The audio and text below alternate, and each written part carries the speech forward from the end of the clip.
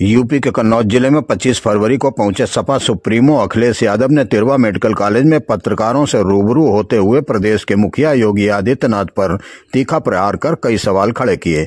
यहां उन्होंने सीएम को संबोधित करते हुए कहा, मुख्यमंत्री को शपथ लेने के पहले समाजवाद और संविधान को पढ़ लेना चाहिए था, जिससे वह समाजवादियों के कार्यकाल में जनता के लिए कराए कार्यों को भेदभाव की नजर से न देखते। अखिलेश यादव ने मुख्यमंत्री योगी आदित्यनाथ की भाषा शैली पर भी सवाल उठाते हुए कड़े प्रहार किए।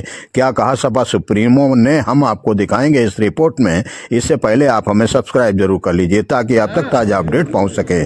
देखिए अखिलेश यादव के बड़े बयानों की यह रिपोर्ट। मैं अपने प्रेस के साथियों का धन्यवाद देता हूं कि आप लोग इतने कम समय पर मेडिकल कॉलेज में हमारे साथ खड़े हैं। यहाँ पे कुछ साथी होंगे जो पिछले कई वर्ष पहले मैं आया था यहाँ पर, और यही कार्डियोलॉजी और इसी डिपार्टमेंट के आसपास मैंने खुद बिल्डिंगें देखी थी। आज जब मैं लखनऊ से चल रहा था तो माननीय मुख्यमंत्री जी का मैं भाषण सुन रहा था सदन का, और माननीय मुख्यमंत्री जी कह रहे थे कि उनकी सरकार में कोई भेदभाव नहीं होता है, किसी तरह की कोई भेदभाव उनकी सरकार नहीं करती। और मुझे मुश्किल इस बात की आती है कि कभी कभी मैं सोचता हूं कि जो व्यक्ति शपथ लेता हो, जो शपथ लेता हो, वो समाजवाद के बारे में ना समझता हो। उन्हें कम से कम बाबा साहब भीमराव अम्बेडकर जी का दिया हुआ संविधान, उसके प्रियम्बल को दोबारा पढ़ना चाहिए। और प्रियम्बल हमें बताता है कि ये देश कैसा होना चाहिए। बाबा साहब ने इतना सुंदर हमें संविधान दिया, और उस संविधान के अंदर सबसे सुंदर चीज अगर कोई है तो वो हमारी प्रियम्बल है। और प्रियम्बल में डेमोक्रेटिक, जहां लोकतंत्र, समाजवाद और सेकुलरिज्म की बात हुई है। हमारे मुख्यमंत्री ने शायद कभी संविधान के पलटे होंगे।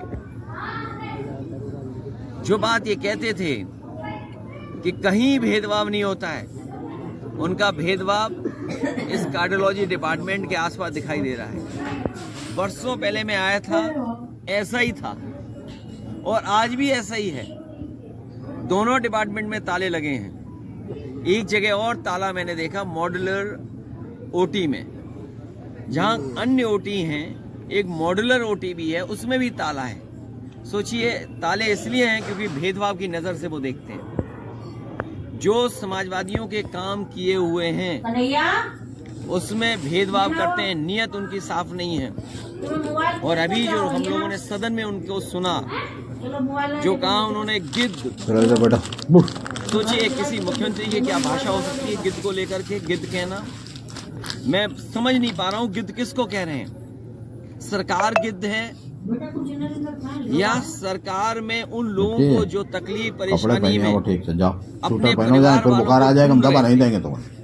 हमने आपने सोशल मीडिया में कई चैनलों में वो तस्वीरें, वीडियो देखी कि एक बेटी अपने पिता को ढूंढ रही है, कोई अपनी माँ को ढूंढने आया, एक भाई अपने भाई को ढूंढ रहा था, कई अपने परिवार के सदस्य जो खो गए उनको ढूंढने आए।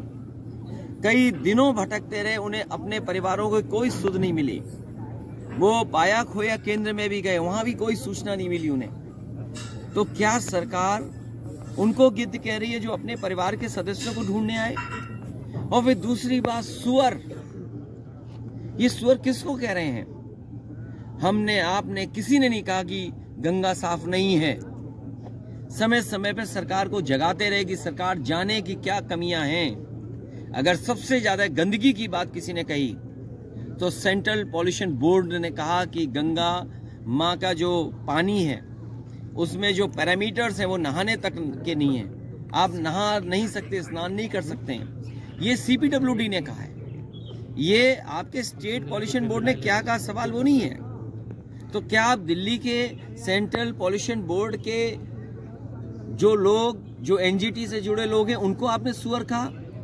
हो सकता है आपने सुअर इसलिए भी कहा हो कि मंत्री शायद पिछड़ी जात के हैं। वहां पर दिल्ली में जो पर्यावरण विभाग देखते हैं, वो सेंट्रल पॉल्यूशन बोर्ड देखते हैं, वो शायद मंत्री जी पिछड़ी जाति के हैं। इसलिए शायद सुअर कहा आपने उनको।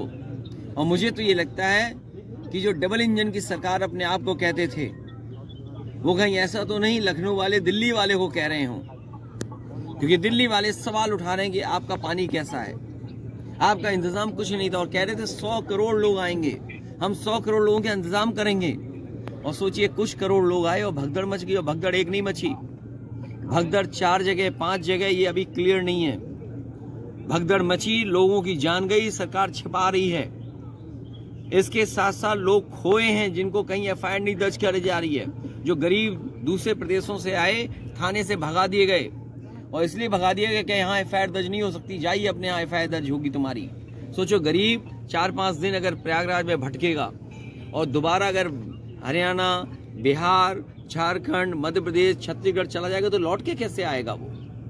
तो ये सरकार जो 100 करोड़ का इंतजाम कर रही थी, वो कुछ करोड़ों को बचा ही नहीं पाई, उनको देखभाल भी नहीं कर पाई। लोगों ने गाड़ियों में सोया है, गाड़ी में सोते रहे, ट्रैफिक जाम में रहे, डीजल पेट्रोल खत्म हो गया, खाने को नहीं मिला। ये अलग बात है, उनकी श्रद्धा से भी ये पॉलिटिसाइज करना चाहते हैं। जो श्रद्धालु हैं ये कह रहे हैं सब श्रद्धालु बीजेपी के हैं। ये कैसे हो सकता है? श्रद्धालु है, हमें भी हम भी अभी श्रद्धा है, हम लोग भी स्नान करके गए, हम बीजेपी के हैं क्या? तो जो वहां पर स्नान करने आए बीजेपी कह रहे वो सब हमारे हैं। ये जो हर इवेंट को पॉलिटिसाइज करना, उससे पॉलिटिकल लाभ लेना, स्पोर्ट्स का कार्यक्रम होगा तो पॉलिटिकल लाभ लेना चाहेंगे, कोई कल्चरल प्रोग्राम होगा तो उसका पॉलिटिकल लाभ लेना चाहेंगे, कोई धार्मिक कार्यक्रम होगा उसको पॉलिटिकल लाभ लेना चाहेंगे। और ये अपने आप को चमकाना चाहते थे। अपने आप को चमकाते चमकाते उन्होंने व्यवस्था खराब कर दी। और जब जब मुख्यमंत्री गए होंगे प्रयागराज, तब तक वहां कुंभ में आग लगी है।